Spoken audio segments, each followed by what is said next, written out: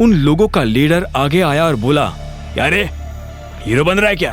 है जानता नहीं गुड़गांव में ये हीरोगिरी काम नहीं आती।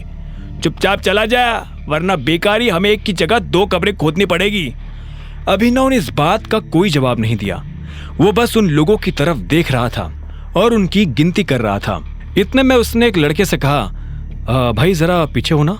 हाँ, वो लड़का पीछे हटा तो आखिर में अभिनव ने अपनी गिनती पूरी कर कहा, हाँ अब कब्रिस्तान वालों को फोन करके बोल दो कि वो 2 नहीं 20 कब्रें खोद कर रखे। 2 लोग 20 मुर्दों को गाड़ने आ रहे हैं। इस बात ने अभिनव के सामने हर एक आदमी के गुस्से को भड़का दिया था। इधर अभिनव भी अपनी मुट्ठी कसकर तैयार हो गया था। एक आदमी दौड़ते हुए अभिनव की तरफ आया और उसने अभिनव पर डंडे से वार करने की कोशिश की, लेकिन अभिनव ने उसका डंडा पकड़ा और उसके पेट में मार दिया। लड़का नीचे गिर पड़ा। देखते ही देखते अभिनव ने समा और समय दोनों बदल दिए। वो लड़का जॉनी, जो अभी तक उन लोगों से मार खा रहा था और जिसे लग रहा था कि अब उसके जिंदा बचने की कोई संभावना नहीं है, वो खुद अभिनव का ये रूप देख हैरान हो गया था। उसके लिए अभिनव भगवान से कम नहीं था। जब अभिनव ने उनकी लीडर को भी मार मार कर हदभरा कर दिया तो वो दर्द के मारे कराहते हुए बोला, कौन हो तुम? अभिनव ने उसे कोई जवाब नहीं दिया।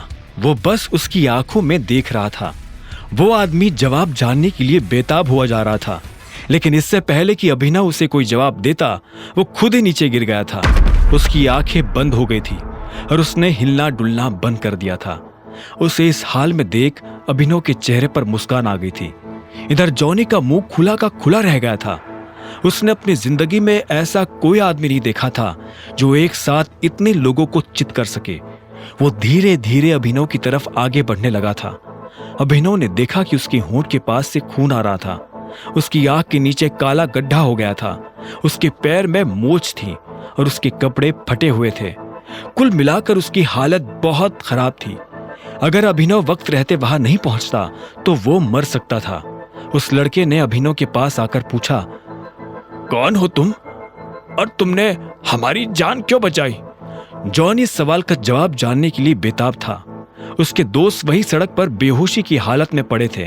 अभिनव ने उसे एक सेकंड के लिए देखा और बोला, मैं कौन हूं ये मैं तुम्हें बता दूंगा, लेकिन तुम्हें वादा करना पड़ेगा कि तुम ये किसी को नहीं बताओगे कि मैं कौन हूं। जॉनी ने अभिनव की शर्त पर बिना सोचे हाँ में सिर हिला दिया।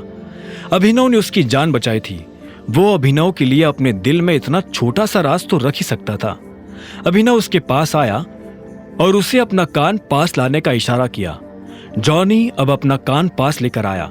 अभिनव धीरे से उसके कान के पास झुका और बोला, मैं टाइगर हूं। और इतना कहकर वो 2 कदम पीछे हो गया। जॉनी ने जब ये बात सुनी तो उसकी आंखें फटी की फटी रह गई थी। वो बिना पलक झपकाए अभिनव को देख रहा था।